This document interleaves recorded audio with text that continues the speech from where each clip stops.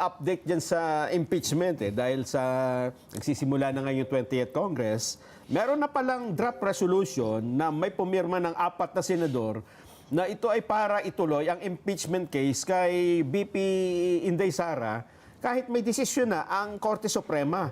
Ang 4 na ito ay sina Senador Risa Ontiveros, Francis Pangilinan, Tito Soto at Bam Aquino.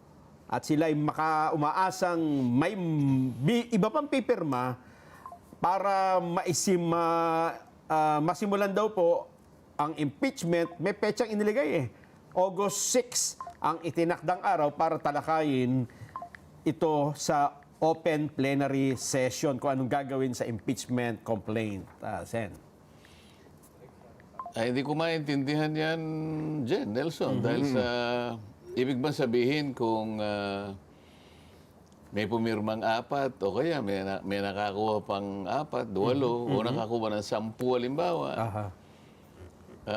Ibig bang sabihin nun ay mapapahinuhod nila ang Korte Suprema na ituloy ang impeachment? Yan ba yung kanilang panukala o yun ang direction ba na tinatahak ng resolusyon? Bagamat hindi ko pa nababasa yung resolution nila. Kasi nung kami nag-caucus, napag-usapan namin na mukhang klarong-klaro naman yung desisyon ng Korte Suprema.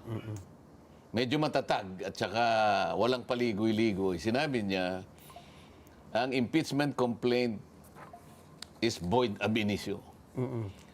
Ang ibig sabihin, mali ito sa umpisa pa lang.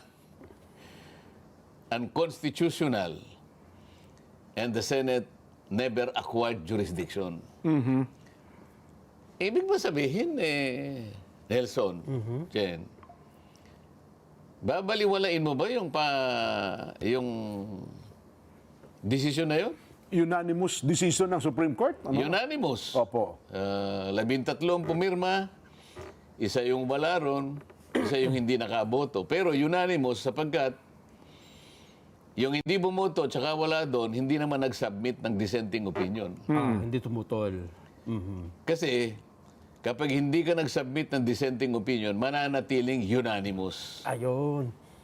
Ngayon, meron pa silang gustong sabihin, kaya nakiusap na...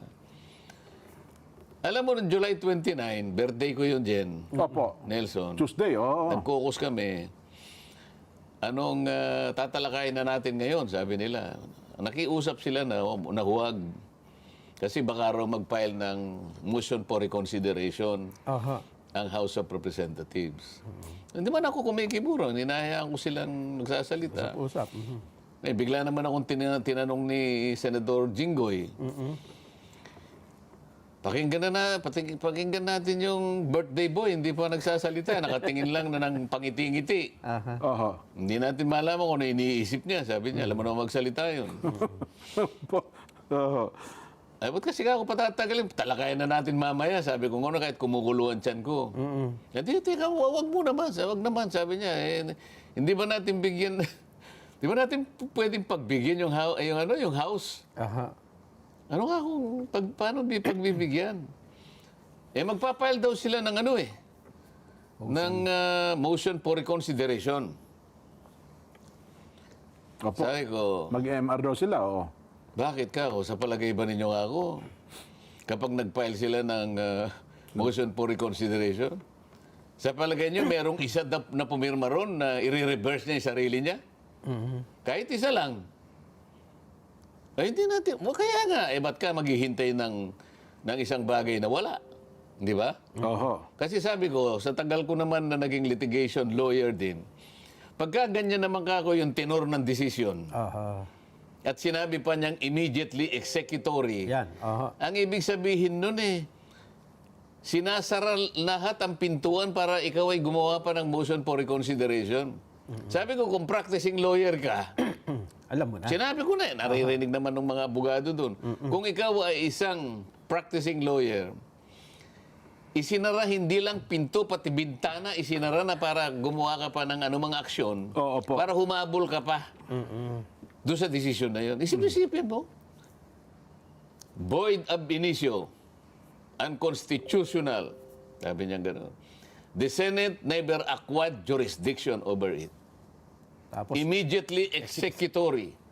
Unanimous. Ewan ko kung sino matibay-tibay naman ng dibdib ng abogado na pupunta ka pa ron o palagay mo na lang. Palagay mo lang, nakakuha ka ng isa. Dalawahin mo na kaya. O gawin mo ng, ano ba yung majority ng 15 sila? 8, ano? Opo, 8, oo. Nakakuha ka na ng 7. Hindi mo pa nakuha yung majority. Opo, wala, kulang pa rin. Yun lamang isa eh. hirapan. Oo. Yun lamang isa eh. Baka mabigat yun. Totoo nga. Sino sa kanila ang i-reverse niya yung sarili niya sa harap ng kanilang pagkakasundo? Isip-isipin mo, bawat isa sa kanila, isa yung kaisipan. Nakita nila eh. Totoo po. O nakakuha ka ng 7 halimbawa, marireverse. Hindi. Hindi pa rin, oh. Para Majority. ma-reverse mo yun, 8 makukuha mo. Isa nga, hirap ka na eh. Oho. Ano pa hihintay na? Nag-speculate naman kayo. Hindi ka, kaya na yun. Pagbigyan mo na. Ganun ba? Pagbigyan mo na. Opo. O sige. Yung isa, August 4, sabi nga. Hindi, August 11. August 6 na po na Hindi pagkasundo. nga, makinig muna ka. Opo, oh. August 4, Lunes ata yun eh. Opo. Ade, tumawad yung isa. Hindi nga kasi, baka nga mag-ano ng motion for recon eh. Pwede ba kanyang August 11? Oho. Nung tinignan ko yun, nakita nila na medyo aangal na ako. Oo, po, sabi naman nung isa. Opo. 6 na lang. Yan. Para hindi mag-object si Senator Marcoleta. Sabi niya, Senador, kasi kaya gusto ko ng 6, ganito yan. Ang August 6, Wednesday. Ang August 4, Monday. Opo. Kung babanatan natin ang August 6, siyempre, debate ito eh. Oho, nako. Oh, Magkakasamaan tayo rito ng law, magkakainitan tayo rito eh. Opo. Kinabukasan. Baka magkasakitan ng loob tayo rito eh.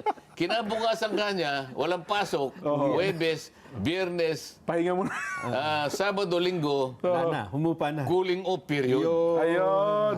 Oh. Sige, sabi ko, papayag ako, hindi dahil sa inihintay ninyong mag-file ng motion for reconsideration. Mas gusto ko yung sinabi niya na cooling off period. Kaya napunta ng August 6. Ayun. Yan ang tunay na pangyayari dyan. Yun pala. Bagamat ayaw ko sabihin ito dahil kukus, kasi naman yung isa doon, makalain mo nagpa-interview, binanggit niya, kanina nga kanya, kung di ko napigilan, kung di ako namin napigilan, gusto niya, i-dismiss niya naman kanina kanyang, yung July 29. Aha. Nakiusap kami. Hindi niya dapat binanggit kung... Ayun. Oho. Sana man lang tayo, hindi tayo nagbabanggit ng pangalan. Dahil hindi niya nagbanggit ng pangalan. Opo. Dapat walang ganun. So, yun ang tunay na pangyayari dyan. Kasi naman, San, ako, meron na kasi mga taong nagpapalakas ng loob na. So, no? Dati po, retired associate justice, taga Supreme Court po sa dati, na kung ano-anong kinakatiwan. Sabi nga namin ni Nelson, sige, tanggapin na natin. Halimbawa, hindi sa retired. At halimbawa, nandun siya, miyembro siya ng Korte Suprema ngayon.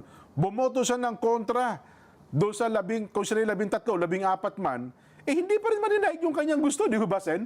Kung isa lamang siya sa tumutol at 14 pa rin ng... Wala nga kumontra, unanimous nga. Itong ngayon Walang kumontra, unanimous. Merong hindi bumoto, hindi ko alam kung ano yung Kayang dahilan. Opo. dahilan. Opo. Yung isa naman wala dito, kaya dalawa yung wala. Oho. Kaya lang kahit hindi ka bumoto, basta nandun ka, o kaya nag-participate siya kahit nasum lang, Opo. pwede siyang mag-file ng dissenting opinion. Ayun, opo. So, ibig sabihin, hindi siya magiging unanimous kasi nag-file siya. May dissenting opinion. Oo, pag hindi ka nag-file, unanimous pa rin yun. Ayun. Kaya kung... ang kaso dito, Jen, Oo. may dissenting opinion, kaya lang retired justice na. yun ang pinaghihimutok na marami. Pasensya na po kayo, retired associate justice na po, nag-dissenting opinion, na hindi po niya matanggap ang desisyon ng majority ng kataas-taasang hukuman. Alam mo, Jen, Opo. siyempre, may magre-retire Opo naman. Kasi merong retirable age naman sa ating kataas-taasang hukuman. Yung high court natin, parang hanggang 70 yata, Jen, ano? Apa. Kung tama ako. So, pagka magse-70 ka na, sa mo sa gusto, ikaw ay Retire. magre-retire. Di ba? Ngayon, hindi ka naman binabawalan na magpahayag ng sarili mong opinyon.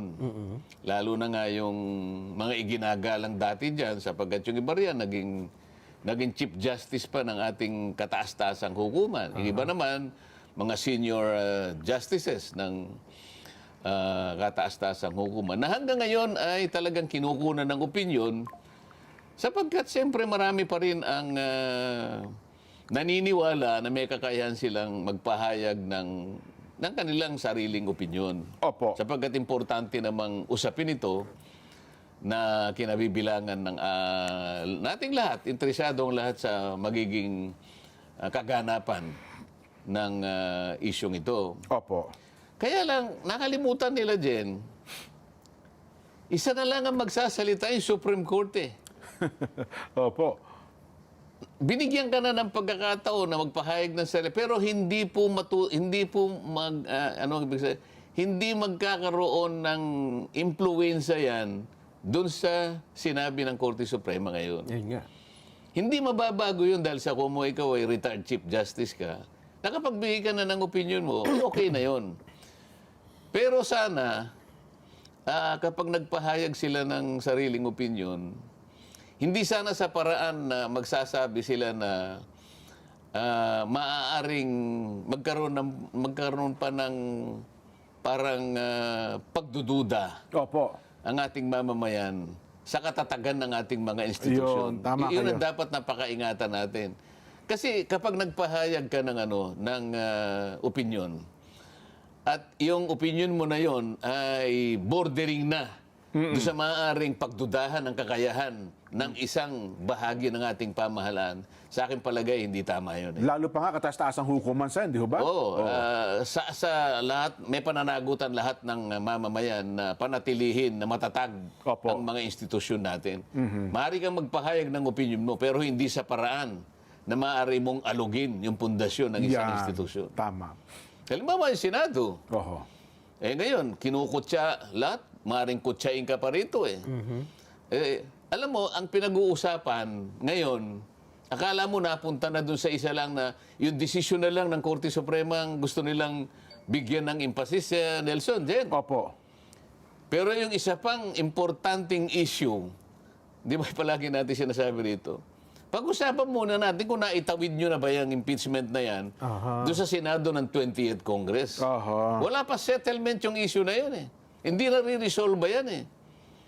Kaya kung ako lang ang siguro, halimbawa, nag-motion to dismiss ako halimbawa. Opo. Mr. President, I move that the impeachment complaint of the Vice President be dismissed on 2 grounds. Oho. Halimbawa. O hindi yun na pa namin tinawid eh. Yun ang una. Pangalawa, ay yung desisyon ng Korte Suprema. Wala tayong jurisdiction. Yun, ang mabigat. Opo. Di ba? Hindi mo na itawid. Wala kang jurisdiction eh. Oho. Namatay, o nakapag-initiate kayo, okay, nandun ako, nakapag-umpisa kayo ng initial proceedings sa impeachment complaint in the 19th Congress.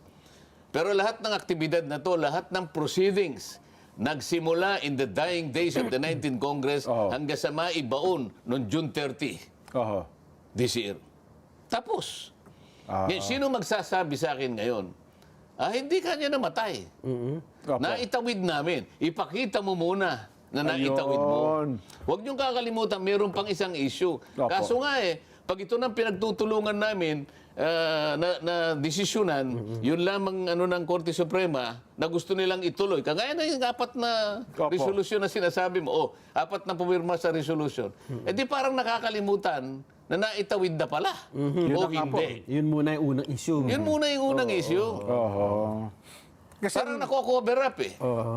yun na nga po. Ang sabi nila kasi Nelson, Sen, para daw magkasintahan eh. Sinagot daw siya ng babae, pero walang closure, bigla naghiwalay. Hindi daw pa pwede magkaroon malaman ng closure, mag-usapan lang kung talaga ititigil ba o hindi. Yan Yun daw hong, di ba, para isang magkasintahan. Hindi nga magkasintahan yan eh. Awayan nga eh. Ano ba? Engagement ang yan nangyari. Ang labo naman ng halimbawa. Ganun o. Ang halimbawa. Oho. Kasi nagsimula na raw po yung ano eh. Hindi ka niya sinagot, binasted ka niya. Nagpipilit ka lang. Ganun ba? Yun ang tamang Ang halimbawa doon? pagbibigay ng halimbawa doon. Binasted ka. Binigo ka. Hindi ka pala pinaporma, no? Hindi ka pinaporma. Hindi ka nga naka-first base eh. Natapos ka agad eh. Tapos nagkakanap ka closure, hindi pala naging kayo. Akala mo naging kayo, pero hindi pala kayo. Yun ang akala Maghanap ng mo. closure na hindi pala kayo. Hindi pala naging kayo, naghanap ka ng closure. Inakala niya kasi, Inassume. na-girlfriend niya. Hindi. Assuming lang pala yun. Napagkamalan niya na yung pagkakasabi sa kanya ay pagsagot ng oo. Kasi ang sinabi daw po, ewan eh. Samantalang ang sinabi niya, kung talagang lilimiin niya, maghanap ka na lang ng iba. Ayun pala. Oo. Oo nga. Kaya nga natapos na ng June 30. Pipilitin mo ngayon na Oo. pag-uusapan. Sinabi na nga ng Korte Suprema sa kanyang pagdidesisyon, the Senate never acquired jurisdiction. Tapos. Ngayon, yung bang apat na senador na pumirma ng resolusyon. Aha. Ang ibig bang sabihin ay parang ayaw nilang magpasakop doon sa desisyon ng Korte Suprema. Mabigat ito dyan. Aha. Sa totoo lang, Sen, parang ganun ang gusto nila. Kasi sa Hindi ko sisisihin yung tatlo. Oo. Pero yung isa, sa palagay ko, abogado yan. Baka, teka muna. Meron tayong mga canon of ethics and, sa mga abogado Na isang abogado, opo. na kung ano ang desisyon ng Korte Suprema. Aha. Ano mang pagdidesisyon na ginawa ang Korte Suprema ay nagiging bahagi na ng ating legal system. Ayun. Jurisprudence eh. Article 8 ng Civil Code. Basahin mo. Ay, Baka may pananagutan sila dyan. pwede nga po. Balita, pwede silang ano yan, eh. Oo. Mapanagot sa parang criminal offense ata yan, eh, no? Isip-isipin mo. Kaya nga minsan may biro ngayon eh. Opo. Ang mabigat ka sa Korte Suprema. Tama man ang desisyon o mali ang desisyon, Ay, opo. nagiging parte na ng kalipunan ng ating mga batas. Ang mga batas natin yan. Wala kang magagawa eh. I-amend mo muna yung Civil Code. Sila ang may karapatang magpasya. Alisin mo yung Article 8 ng Civil Code. Nako. Pero habang yun ay nandun, may pananagutan ka riyan. Ay, nako. Saglit lang, Sen. Binaha tayo ng napakaraming text nung sa huling bahagi ng palatuntunan. Ang tanong natin sino bang dapat na mag-imbestiga sa anomalya ng flood control projects? A, Senado. B, Kamara. A, si Senador Marcoleta, siyempre, ang nangunguna dyan mula po sa Lupax, Quezon City. Senado, mas maayos, lalo pa at si Senador Marcoleta ang hahawak. Paulino Peralta ng Hong Kong. Ang resulta, ang bilis naman, Sino ang dapat mag-imbestiga sa anomalya ng flood control projects? Tako, A, Senado, 100%. Pare ko, Kamara, wala. Paano mo nga naman iimbestigahan? Sarili mo. Meron ba? Ano pa tayo? Ito pa lang nga itong mga... Sen, ito na po yung binili kong birthday cake para sa inyo. Napamahal. Agosto na eh. Oo nga po, ayan. Yan. Naghila pa kayo ng mga kasama. ha? Galing po yan sa Blue Ribbon. Ayan, pero red ribbon ang gumawa, no? Yan. Happy birthday po sa inyo. Ayan. Sen, ang inyo pong mensahe sa ating mga kababayan. Salamat po sa ating mga kababayang patuloy pong sumubaybay, lalo na po yung bumati, nagpahayag po ng pagsuporta sa inyong lingkod. Sana'y magampanan po natin ng may katapatan ang ating obligasyon sa Senado. Ayan.